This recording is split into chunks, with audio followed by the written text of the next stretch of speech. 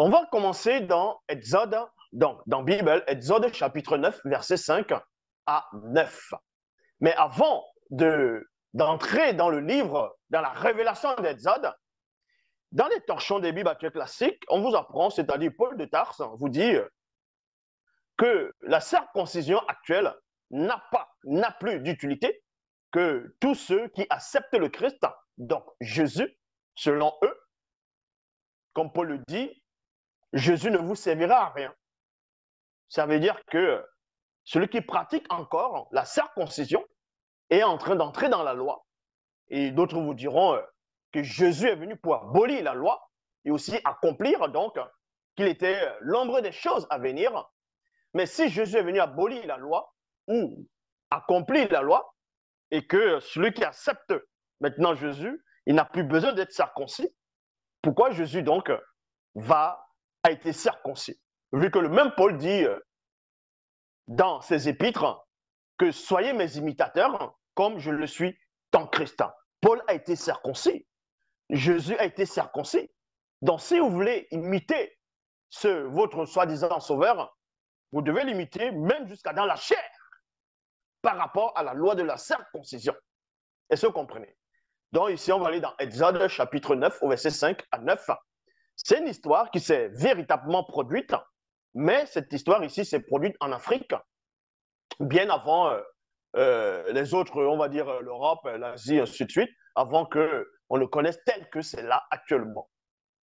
Ou tout simplement, dans Exode chapitre 9, c'est l'histoire de, on va dire, Boussi, sa première femme, qui n'avait pas voulu circoncire ses enfants, ses fils.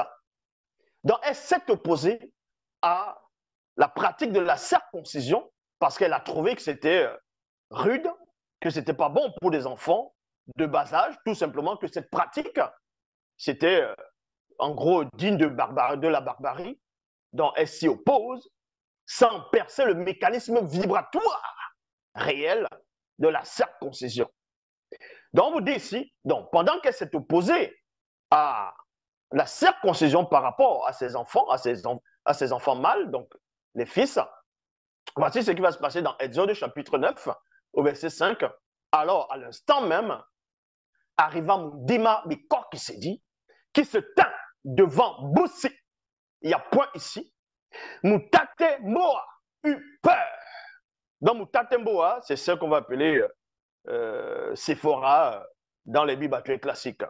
Et déjà, vous allez voir la confusion parce qu'ils ont pris ce passage, il a introduit dans les canons, là-bas, ils sont allés raconter des histoires des balivernes, comme d'habitude, où on vous dit que l'Éternel, Yahvé Adonai Jéhovah Elohim, va envoyer Moïse en Égypte afin de délivrer, d'extirper le peuple d'Israël de la main, de la puissance, de la tyrannie de Pharaon.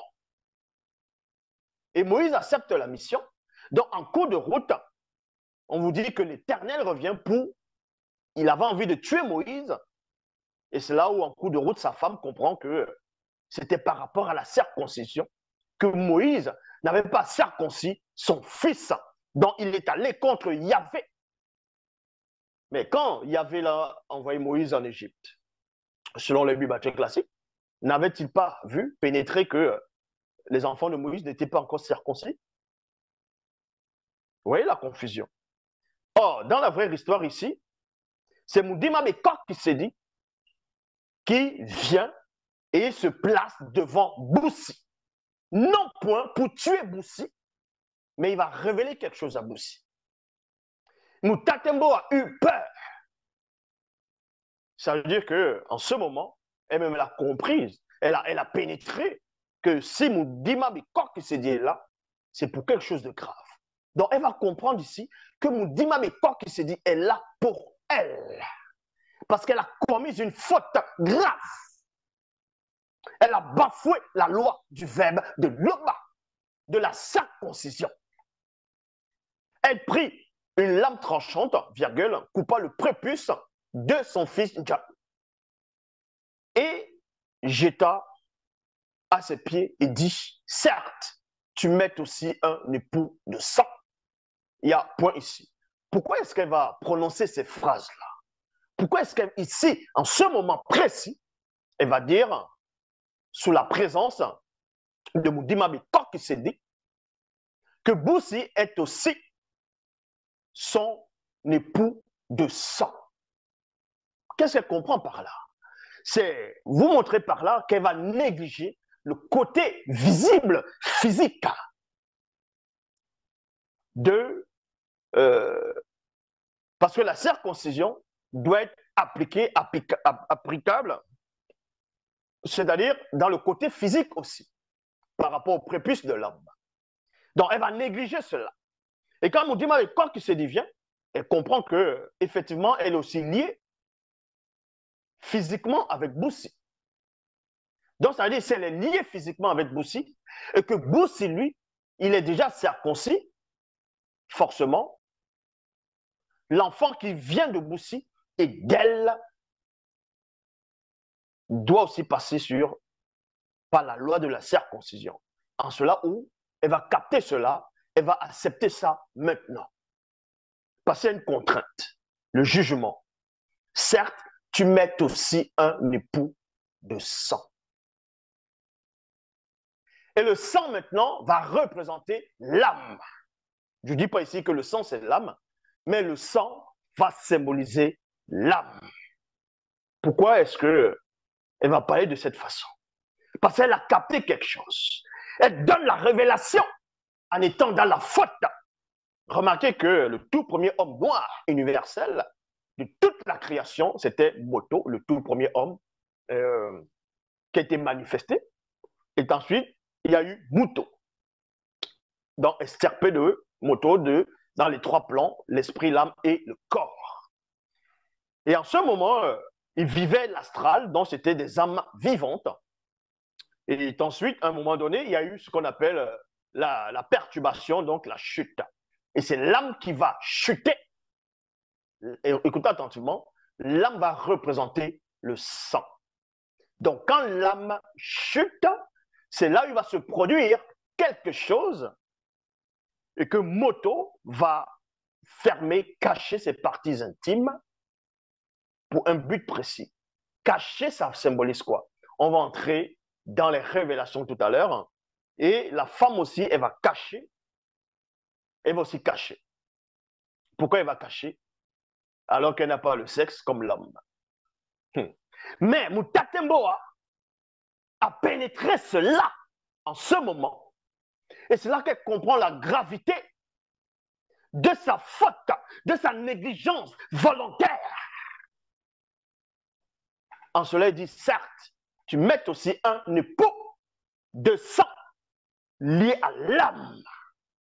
Donc, elle va capter cela. Mon démabé, quoi qu'il s'est dit, par là à l'esprit de Boussi, en ces termes, Moutatemboa et toi n'êtes point liés spirituellement. Parce qu'elle, elle comprend ici, elle pensait qu'elle était liée spirituellement avec Boussi, mais pour les entités, elle n'était point liée avec Boussi. Car celle-ci voulut te faire négliger la loi de l'alliance issue du verbe de téter, en te disant de ne point tenir compte de la circoncision. Il y a point. Ainsi, virgule, pour nous, les entités, donc, avec un N majuscule, elle n'est point ta femme. Elle n'est point ta femme. Et quand vous lisez la suite, Boussi s'est entretenu avec sa femme et voilà, il y a eu ce divorce-là. Et si l'eau le permet, je ferai peut-être une vidéo sur le Moïse, c'est-à-dire la séparation de Moïse et sa femme, Séphora dans les Bibles classiques. Est-ce qu'il est revenu avec elle? Parce qu'il y a des versions, des versets qui, on va dire à un moment donné, Jéthro est venu avec la femme, l'ex-femme de Boussi, donc de Moïse, et ses enfants ramenés à Moïse. Et après, on dit Jéthro est reparti. Est-ce qu'il est reparti avec sa femme ou pas? C'est-à-dire avec sa fille ou pas? Est-ce que Moïse était polygame? Parce qu'après, il a pris une femme, et même son frère Aaron et sa sœur Myriam ont murmuré à cause de cette femme-là. Donc, et des Tétards, des Mongols pensent que non, elles ont murmuré parce que Moïse Aaron et Myriam ont murmuré parce que Dieu, Yahvé, a fait en sorte que Myriam puisse avoir de la lèpre parce qu'elle s'est opposée à la polygamie. Donc voilà les pauvres arrivistes qui viennent raisonner de cette façon. Mais ici, on n'est pas là pour ça. On fera une vidéo sur ça si l'Oba le permet. Donc, la plus grave histoire ici, c'est cette femme a négligé volontairement la loi de la circoncision. Et c'est après qu'elle va capter la fréquence, la révélation, mais trop tard. C'est en cela où Dimabi Kortisé lui-même dit à Boussi que Moutatemboa n'est point ta femme. Donc pour nous, elle n'est pas liée avec toi. Donc, tu n'as plus à être avec elle.